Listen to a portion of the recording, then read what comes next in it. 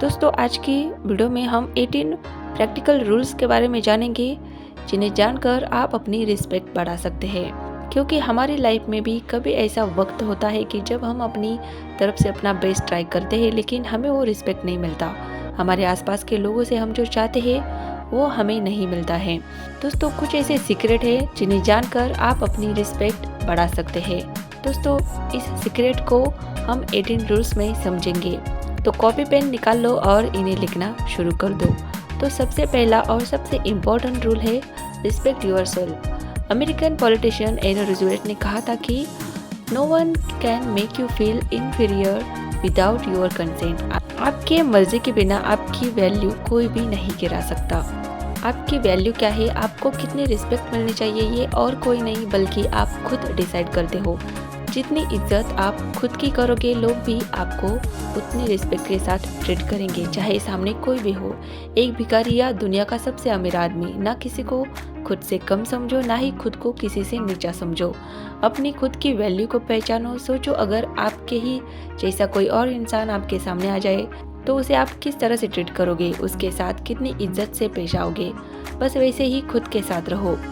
Give before you get. The more you show it to other people, the more it will reflect back on you। यानी respect एक आईने की तरह है, आप जितना ज़्यादा इसे लोगों को दिखाओगे उतना ही ज़्यादा आपको वो वापस मिलेगी। कहते हैं ना, रिस्पेक्ट मिलती नहीं है बल्कि कमानी पड़ती है, और कुछ भी कमाया जाता है। जब आप सामने वाले को बदले में कुछ देते हैं तो वो क्या चीज़ है? सभी को पसंद है रिस्पेक्ट पसंद है, वैसे ही सामने वाले इंसान को भी रिस्पेक्ट पसंद है। अगर वो आपके साथ अच्छे से पेश आ रहा है तो फालतू का ज़बरदस्ती वाला एटीट्यूड शो मत करो, बल्कि दूसरों को भी रिस्पेक्ट करो, उनकी भी रिस्पेक्ट करो। वो आपको रिस्पेक्ट नहीं शो कर रहा है तो उससे मुंह भी मत लगाओ और उसके मुंह पे उसे शो करो कि तुम उसकी बिल्कुल भी वैल्यू नहीं करते। इसके लिए कि एक ट्रिक है, अगर कोई आपको रिस्पेक्ट शो नहीं कर रहा है तो उसे बोल दो, मैं तुम्हें और तुम्हारी बातों को सीरियसली नहीं लेता।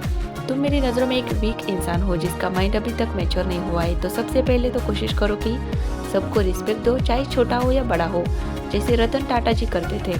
और अगर कोई आपको तब भी रिस्पेक्ट नहीं दे रहा हो तो उसे ऐसे ट्रीट करो जैसे थॉमस शेल्बी करता है। Psychology of body language. चाहे कुछ भी हो, बस एक बात याद रखो, अगर आप खुद को रिस्पेक्टेड तरीके से ट्रीट करेंगे, अपनी छाती चौड़ी, शोल्डर्स पीछे और हाथ सामने रखोगे, खुद को ओपन बॉडी लैंग्वेज में एक्सप्रेस करोगे, तो लोग आपकी रिस्पेक्ट जरूर करेंगे। Don't react quickly. क्या आपने किसी ऐसे इंसान को देखा है जो हड़बड़ी में फैसला लेता है, जो कुछ सोचता समझता नहीं है, बस कर देता है, जो मुंह में आता है बोल देता है? क्या आप ऐसे इंसान की इज्जत करते हैं जिसे ये ना पता हो कि कब क्या बोलना है, कैसे बोलना है, जिसके सोचने समझने की कैपेबिलिटी ही बहुत कम है? आपको भी ये नहीं करना है। बहुत से उतार चढ़ाव आते रहेंगे, बहुत कुछ अच्छा होगा और बहुत कुछ बुरा भी सिचुएशन आएगी, और बहुत कुछ बुरा भी हो सकता है। कैसी भी सिचुएशन हो, एक काम माइंड होना बहुत ज़रूरी है इस एक चीज़ के लिए, बीइंग मैच्योर। जब आप एक मैच्योर इंसान की तरह बिहेव करते हैं तो आपके बड़े छोटे और आपके साथी आपकी रिस्पेक्ट करते हैं, क्योंकि उन्हें पता होता है कि आप मैच्योर हो, आप चीज़ों को बेहतर तरीके से समझते हैं और आपको मालूम होता है कि लोगों के साथ और अलग अलग सिचुएशन में कैसे बिहेव करना है। हर ग्रुप में एक ऐसा फ्रेंड या पर्सन जरूर होता है जो बाकी से ज़्यादा समझदार होता है, जिसकी बाकी के लोग या फ्रेंड्स उसकी रिस्पेक्ट करते हैं। वही दूसरी तरफ एक ऐसा जोकर जरूर होता है जिसकी सब डिसरिस्पेक्ट करते हैं। मैच्योर होने का मतलब होता है कि एक फेक एक्ट करके दिखाना होता है कि वो ज़्यादा समझदार और मैच्योर है, बल्कि असली मैच्योर इंसान इससे बिल्कुल अलग होता है। वो ज़्यादा शांत रहता है, ज़रूरत के टाइम ही बोलता है, चीज़ों को लेकर काफ़ी अटेंट होता है। और एक चीज़ टच करना कि मैच्योर इंसान कम इमोशनल होते हैं, वो चीज़ों को एनालिटिकल और फैक्चुअल बेसिस पे जज करते हैं। वही एक इमेच्योर पर्सन इमोशंस के बहकाव में डिसीजन लेता है। और when insulted look into the eye. देखो आप चाहे कितने भी रिस्पेक्टेड पर्सन बन जाओ, आपके हेटर कहीं ना कहीं से पैदा जरूर हो जाएंगे। दुनिया में ऐसा कोई भी इंसान नहीं जिसका कोई हेटर ना हो।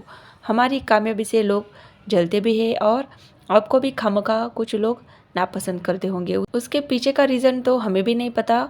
वो इसलिए क्योंकि कुछ लोग ऐसे होते हैं नेचर और नेचुरली टॉक्सिक होते हैं। लेकिन आपकी रिस्पेक्ट कितनी बरकरार रहती है डिपेंड करता है कि जब लोग आपकी रिस्पेक्ट गिराने की कोशिश करते हैं तो आप उसे कैसे मेंटेन करते हो। जब भी कोई आपका इंसल्ट करे, आपको बुरा भला कहे, आपको नीचा दिखाने की कोशिश करे तो कुछ मत करो, सिर्फ उनकी आंखों में देखो, कुछ ना बोलो, ना ही कुछ रिएक्ट करो, सिर्फ उनकी आंखों में आंखें डाल के घूरते रहो, चुपचाप देखना कैसे वो अपने आप चुप हो जाते हैं। अगर वो बार बार बोले कि घूर क्यों रहे हो, तो बोल देना मुझे तुझे देख के तरस आ रहा है कि तुझे दूसरों को नीचा दिखाने में कितना मज़ा मिलता है, तुझे और तेरी बातों को मैं सीरियसली नहीं लेता। अब जा किसी और को नीचा दिखाकर खुश होने की कोशिश कर।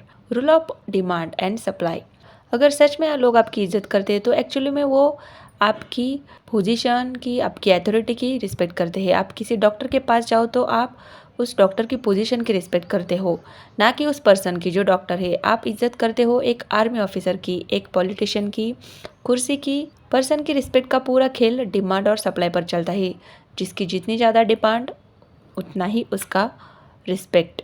अपनी रिस्पेक्ट बढ़ाने के लिए अपने ओहदे को बढ़ाओ और इस मकाम पर पहुंच जाओ कि लोगों को आपकी इज्जत करनी ही पड़े, उनके पास और कोई चॉइस ना हो। इसके लिए एक ही बेस्ट तरीका है कि आप जल्दी सक्सेसफुल बनो और टाइम वेस्ट ना करो। उसके लिए आप हमारा द सीक्रेट,